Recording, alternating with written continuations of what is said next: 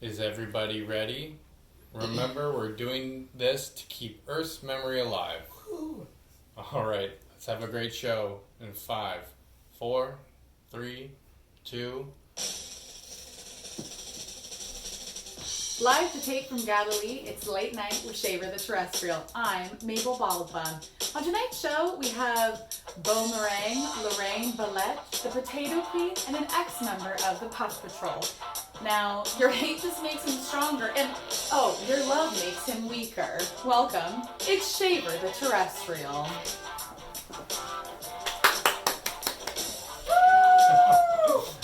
Hello! An unmasked criminal has broken into the strategic tuber reserve and now spends her day sitting atop a giant pile of mashed potatoes, like some sort of potato queen. I guess we should call her Majesty. Look, it's a bird. It's plain. No, it's super chicken. This is the latest claim from Poultryman Stan. Stan claims his chicken doesn't taste plain, like Jane's, the poultry woman down the lane. But in fact, Stan, the poultryman, says his chickens have a distinct good taste. Stan says the key to good tasting chicken is cooking it in a spreadable cow milk. He said it tastes better. Normally, I like to keep this part of the show lighthearted, but I'm sorry to report that Samuel, the Rock, has run away from home. His father Montana... No! His father Montana is heartbroken. It's Earth Date 2224, and your mama jokes have never been funnier. Brace yourselves.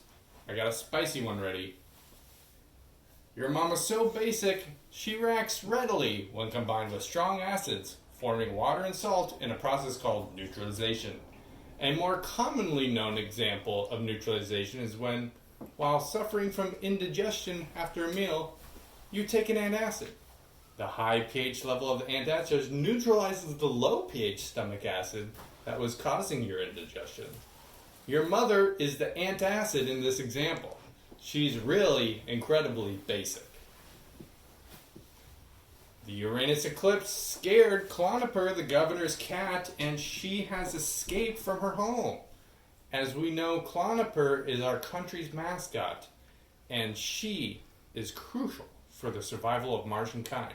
Please be on the lookout. A hefty reward will be given to any and all who find her. Bring Cloniper home. The heat wave, high winds, and stale air in the dome have caused an abundant bloom of crumb chunks. Crumb chunks are growing out of control and have seeded in people's yards and roofs. As we know, crumb chunks are an invasive species from Earth, now used to make shoe polish. Please make sure to cut down on the crumps when you see them bloom. The Martian Armadillo Pet Adoption Agency is in the process of remodeling its headquarters, and 2,000 armadillos need to be placed in temporary housing. If you or a loved one has the space at your house to house these magnificent creatures for 3 years during reconstruction, please reach out to Heather Beelzebub, Armadillo Rehousing Project Coordinator.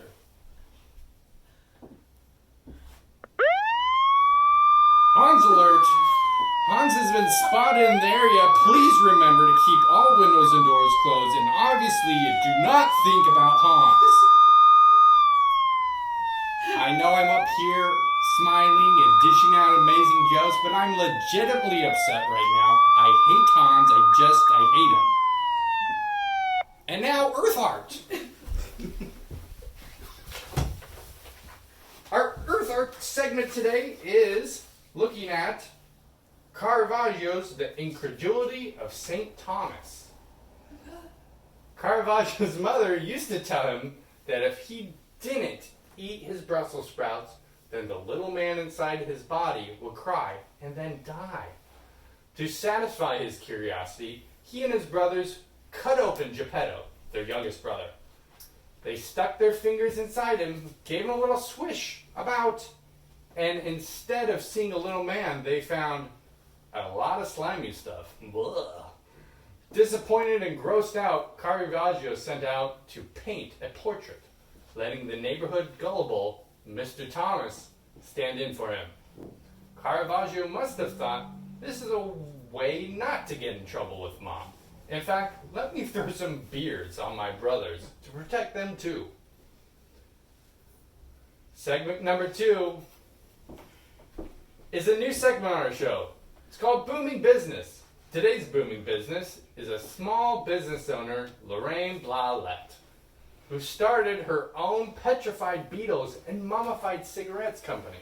She is excited to share her new business venture with us today. Welcome, Lorraine Blalette. Hi, sweetheart. Oh, Hi. I'm hello. charmed. Charmed, yes. So, Lorraine, tell us a little bit, what got you interested in this unique combination? Oh, well, let me tell you, years ago, I wanted money. Lots and lots of money. And what I discovered is that there's two people that are under this dome in Ma's love. Beetles and nicotine. Oh. That's why I started my petrified beetles and mummified cigarette company. Sorry, tell me, which camera am I looking at? Any which one is fine. You can, Okay, right here. You're making a pitch. Buy petrified beetles and mummified cigarettes today. You'll never feel better. So healthy for you. It makes me lots of money just between the two of us. It makes you lots of money. That's great. Lorraine, why this combination? Oh, well, what's not to love? You smash the beetle, you smoke the cigarette. That's interesting. And But really, it is highly addictive, both of these things. Oh, I see. So, don't let the authorities. So, not a ton of competition, I would imagine. No, not at all. And in fact, all the other beetle and cigarette dealers on this planet work for me. Oh, they do? Really, what I did when I was just starting out, I got my supply. I went out to 3 to 5 friends who were looking for a job but wanted to be their own boss. So I recruited them, say, hey, you can go out, sell some of these beetles and cigarettes for a small upfront price, and all I ask is for a small proportion of their sales. I'm still just wrapping my head around that you're not the only person selling beetles and cigarettes. No, there are hundreds of us. And in fact, the first, underneath the first rung, they themselves have 3 to 5 people reporting to them. Oh. And they have 3 to 5 people reporting to them. So really, when you get up to my level, the proportion of sales I get increases. So really, most of my money is not even from the beetles and cigarettes anymore. Oh, it's from everybody else selling the beetles and cigarettes. It is, yeah. And you're sort of there at the top of this scaffolding. It's a fan shape. Oh, a fan shape. Yes, you're at the indeed. top of this fan shape. Yeah. Well, isn't that something, everyone? I've never heard. I'm surprised because beetles and cigarettes. Who's even heard of beetles and cigarettes as a combination? But there's hundreds of people out there trying to get you beetles and cigarettes into your house. Yeah, and let me know if you want to be your own boss. Call me directly. We'll get you set up to be a salesman tomorrow. Well, Lorraine, that was such an interesting topic. Unfortunately, we got to move on to... All right, hon, I'm busy anyway. All right, well, if we have the intern around, can he clean up this as we go to commercial break? Thank you.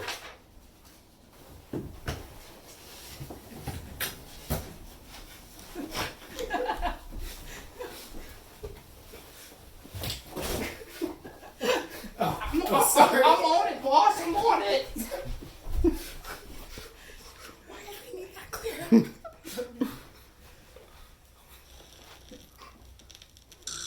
Oof. Do you suffer from the goofs?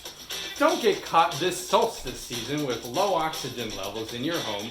Make sure your carbon dioxide converter is functioning properly to help prevent your loved ones experiencing the goofs. The goofs can cause, but are not limited to, lethargy, delirium, laughing, hysterically laughing at hysterical things, aloofness, babbling, blabbering, blithering, bibbling, bobbering, and at least track them all booping. Make sure your collective issue converters are dioxide inning and oxygen outing today. And we're back. We have a new segment coming up. It's called Guess the Plot.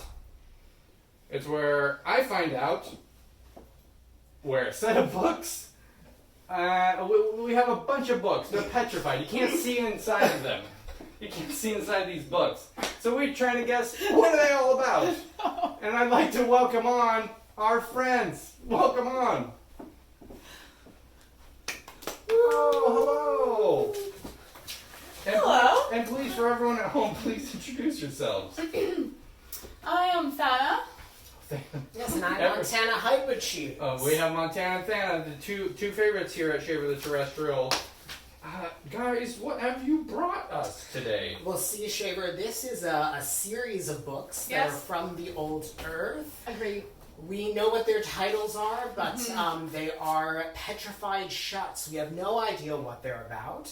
Oh. We thought it would be fun if, you, the expert in all things Earth, might help us as we try to guess what they're all about. This is this is a book series, so one author wrote this series of books here. That's exactly right. It's a trilogy, but 4.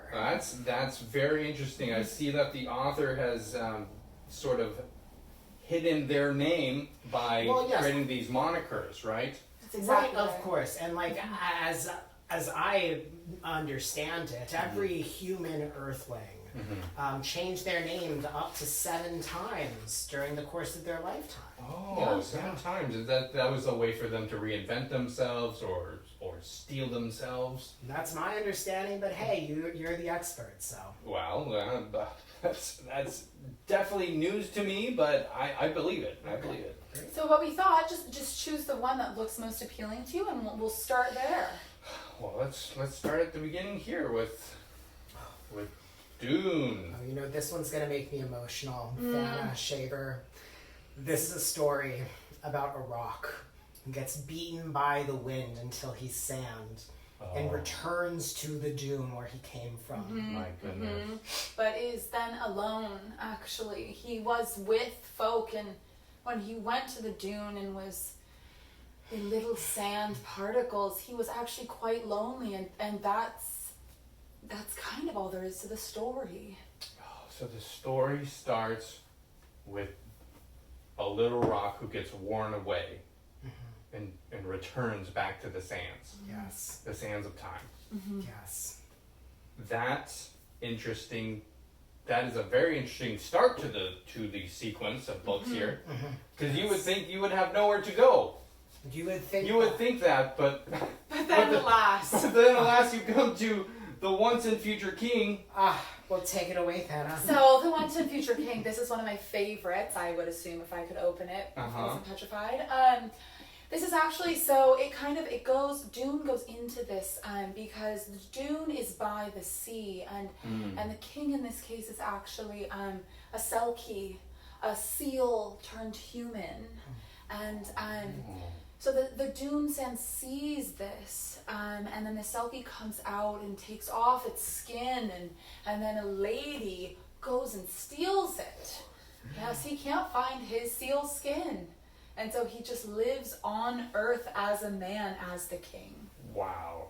That sounds riveting. It is, I'm sure. So we have the rock returning to the sands of time, the Selkie emerging out of the sand into the sea. Yes.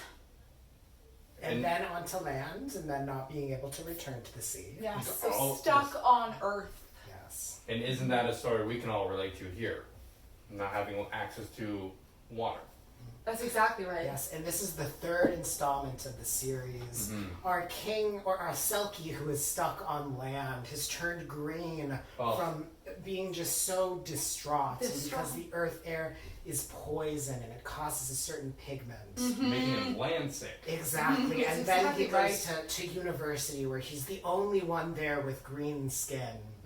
Oh, And that must be depicted here. They're having exactly, some sort of bacchanal, some party. Exactly. And his roommate is a very popular girl who is, blonde-haired, blue eyes, sings at a very, at the highest notes possible.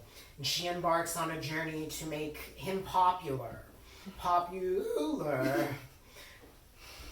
And that's where we leave off the third book. Wow, that one's really a cliffhanger. Mm-hmm. And then we have the Republic of Plato. I'm guessing this spins into the whole university theme, does it not? You think so, but this epilogue does not start there. Oh, it doesn't start there. It does not start there. Oh. It actually is tied in, but it's really about how the sands of Dune are used to create ceramics. Oh, I see. The author kind of went a little bit, maybe this would be a book that they would pick up in university. Exactly. You're exactly right. Oh, that's clever. Mm-hmm. So And probably one of the more boring of the books.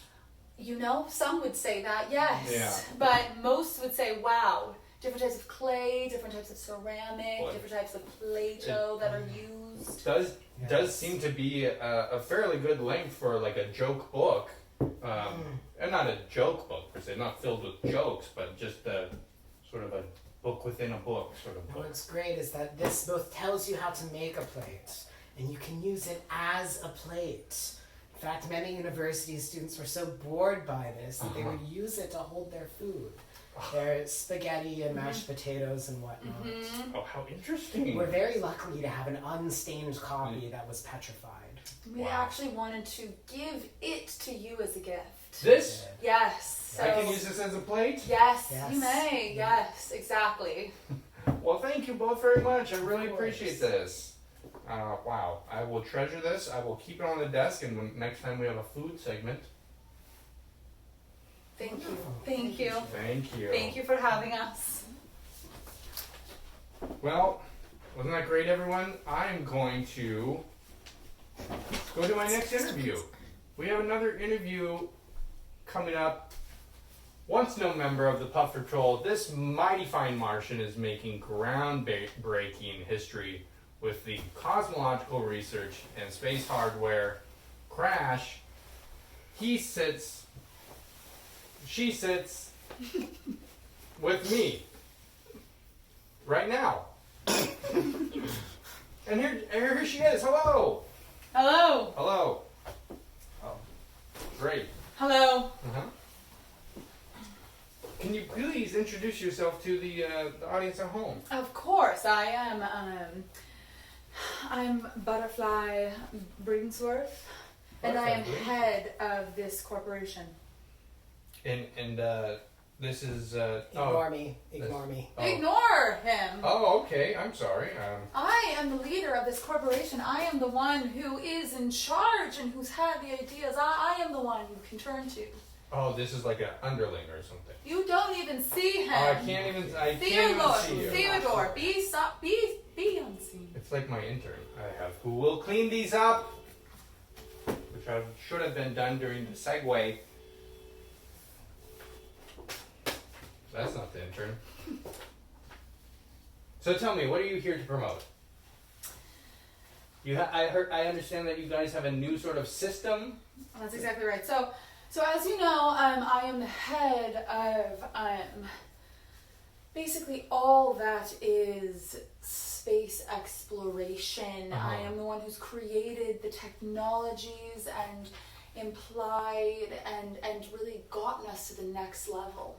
Implied what? I've implied that we're in space. Oh, I see. I thought, okay. Well, as a higher up there in Crash, can you tell me about the new propulsion system that has been proposed? We're all very excited. The old propulsion system, as we all know, famously takes forever to get between our two planets.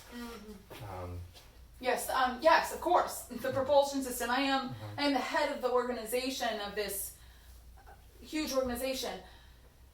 Yes, it's actually so the propulsion system is led by a variety of microscopic arrows that we are pulling together in order to propel the spacecraft along.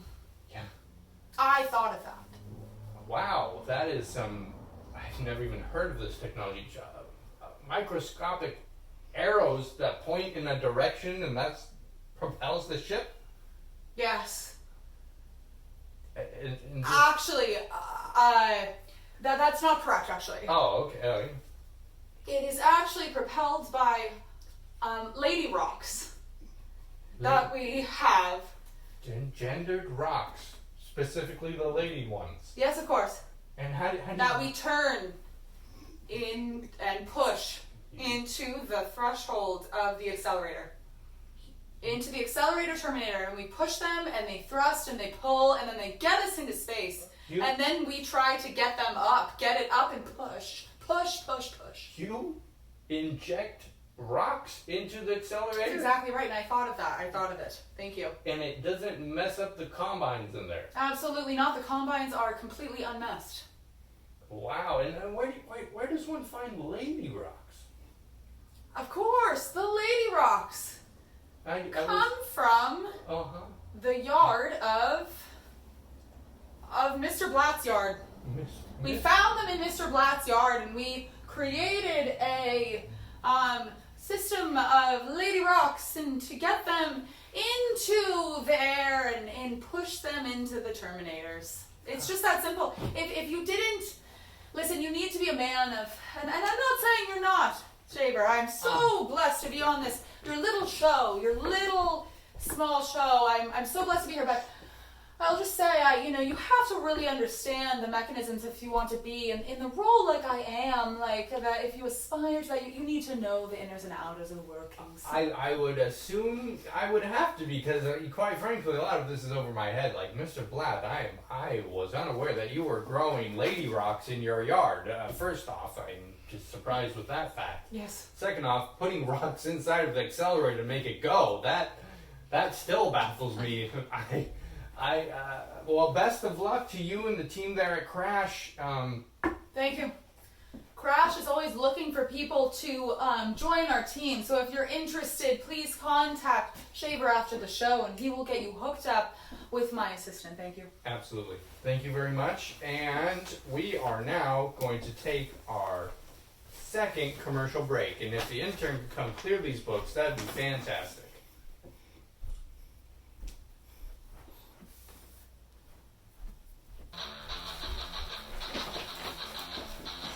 Are you ready to rumble? Coming next week, Mars' inaugural Mom Derby. Watch these nice ladies drop the pretenses and battle it out in the Boom Boom Arena. These mothers have been training for months and are absolutely jacked. And now they have a hunger to battle. Watch as Mrs. Jeffries uses her crocheted blankets to embrace her opponents and bring the beat down. Mrs. Wolston will throw her chili crock pot across the arena to pummel her enemies. And you know it's hot because that chili's been cooking for 5 straight days. Mrs. Colton Smith will put Mrs. Smith Colton into a headlock and then stop to call her son just because. How is he doing? Is he drinking enough water? Did he hear about his cousin? Next week, tune in for the Mom Derby! And we're back. I have a quick thought experiment for the audience. I'm going to say a made-up, nonsensical, absolutely goofy word, and I want you to think of an image that represents that word, okay? Okay, here we go. Australia.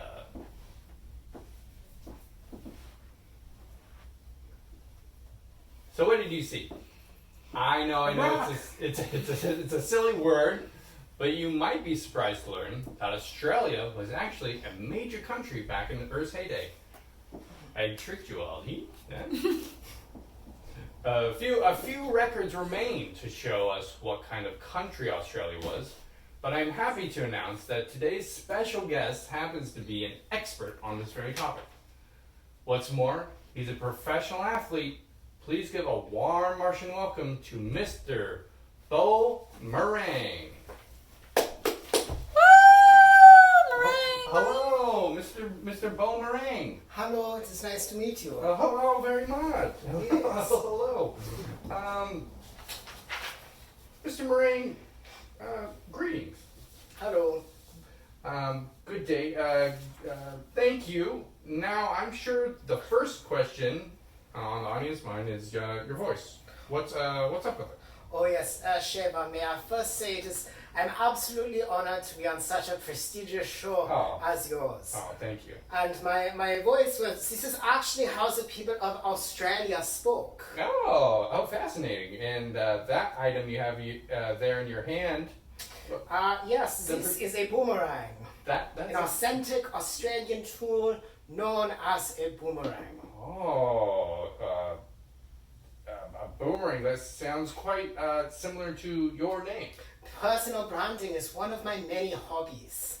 You said it's a weapon. How exactly do you use it? Or as much as I'd love to show you right now, I'm sure the safety of your audience comes first and foremost. This is a highly dangerous weapon after all. Hopefully, you're all okay with a riveting story instead. So, the boomerang, you throw it. And then? And then you go pick it up. Hopefully, whatever you throw it at is dead, or the picking up part is especially difficult. Not really a fan of that. It sounds like a high-stakes sort of situation there. You have to be as precise as possible with your throws. Now, your agent tells me that you've put a modern spin on boomerang. Yes. I really hate having to pick up my boomerang, especially when I miss the target. But in space, the boomerang cannot fall. It just keeps going, and it never ever falls. And I don't need to pick it up. Out of sight, out of mind. But in space... It never falls. I never have to pick it up. It is excellent. And if Yes. it never falls... Best of luck to me and all. We have 3 minutes. Best Oh. of luck to me and all of my future growth. Oh, well, he just relayed to me that he's more aware of the time than I am, so let's throw it quickly to another commercial break. 15 Martians from all districts and fields will go head-to-head for the ultimate prize, a modeling contract with Red Planet Fierce and 100,000 units. Meet Nova. Hi, I'm Nova, and I'm not here to make friends. I see everyone mingling and laughing, and I just want to be alone. I have my eyes on the prize. Orion. Growing up, I used to be bullied for being too pretty, and I think that hardship has really given me the strength to be here today. Solara.